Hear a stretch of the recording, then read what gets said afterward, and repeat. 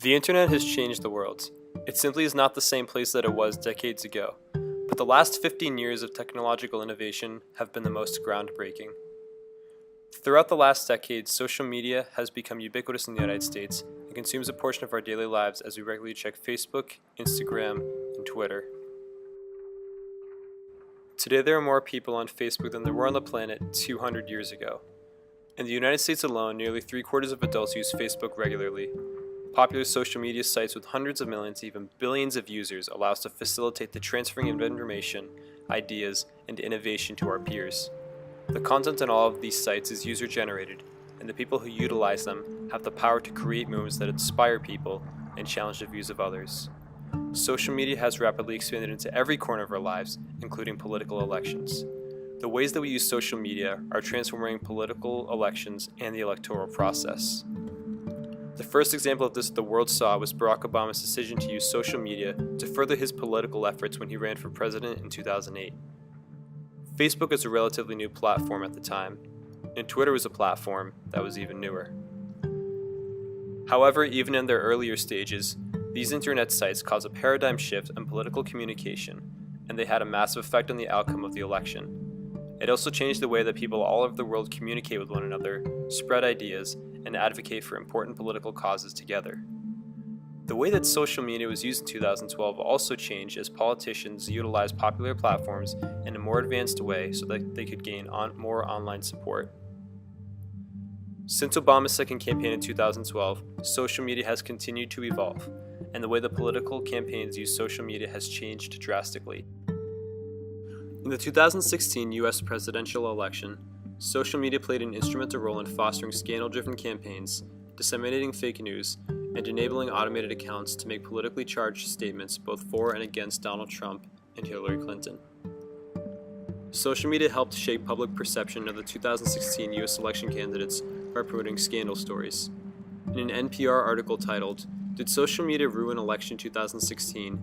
Sam Sanders writes that TalkWalker, a social media analytics company, found that the top 3 political themes across social media platforms during the past year were Trump's comments about women, Clinton's ongoing email scandal, and Trump's refusal to release his tax returns. 11 days to the election, the FBI director informing lawmakers he is reviewing new emails related to the Clinton email investigation. Law enforcement officials tell CNN the new emails were not from Clinton, but were sent and received by aide Huma Abedin. They were found on a device shared by Abedin and her estranged husband, Anthony Weiner, who was the target of a separate investigation into alleged sexting with a minor. Wow. This 3 months after the FBI recommended closing the probe. Putting out information on a subject that candidate Trump and President Trump flat out refused to disclose anything about, namely Donald Trump's taxes. Tonight, the White House is addressing that subject. Our Jim Acosta joins us with the very latest. Jim? Yeah. Anderson, that's right. The White House is trying to get ahead of a story that is floating out there right now. It's about to be reported that the President Trump back in 2005 paid $38 million in taxes on $150 million in income. There's a report out there that his 2005 tax return was obtained, and that's where that information is coming from. And so the White House is trying to get ahead of this story because obviously the president has refused time and again to release any of his tax returns. These negative portrayals of Clinton and Trump distracted the public from the policies of both candidates and contributed to the low approval ratings of each of them. Since social media does not require traditional forms of moderation, it can also be used to share misinformation amongst millions of people.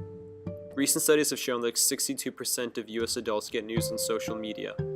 According to an academic article by Hunt Alcott and Matthew Jenskow, the average US adult read and remembered on the order of one or perhaps several fake news articles during the election period, with higher exposure to pro-Trump articles than pro-Clinton articles, and that many people who see fake news stories report that they believe them.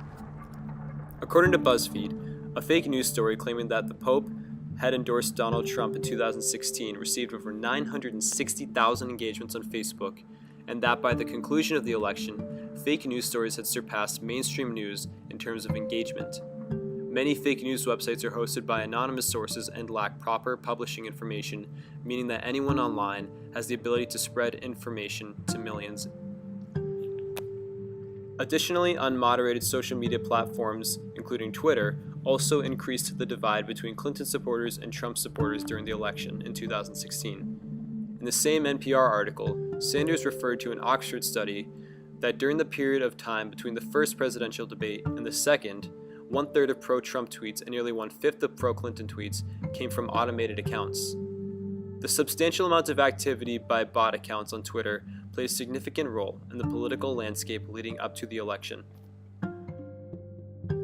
Social media has undoubtedly transformed the ways in which political elections are conducted. In its earlier stages, social media was utilized by Barack Obama's 2008 and 2012 campaigns to mobilize voters, and it was used as a digital loudspeaker to spread their messages to millions of online users. In the 2016 election, social media had expanded in unpredictable ways to encompass many additional functions, and ultimately transformed the ways in which the 2016 election was conducted. Multiple scandals about each candidate surfaced during the course of the election and quickly gained momentum and online popularity, distracting the public from the issues that are traditionally focused on in political elections. Many fake news stories were able to spread misinformation online and deceive the public. Because social media is unregulated in comparison to traditional media, it is able to spread information much more efficiently than its counterparts. However, with this ability, it can quickly shift the focus of elections in unpredictable and unreliable ways. If you want to continue using social media safely, we need to further understand this process.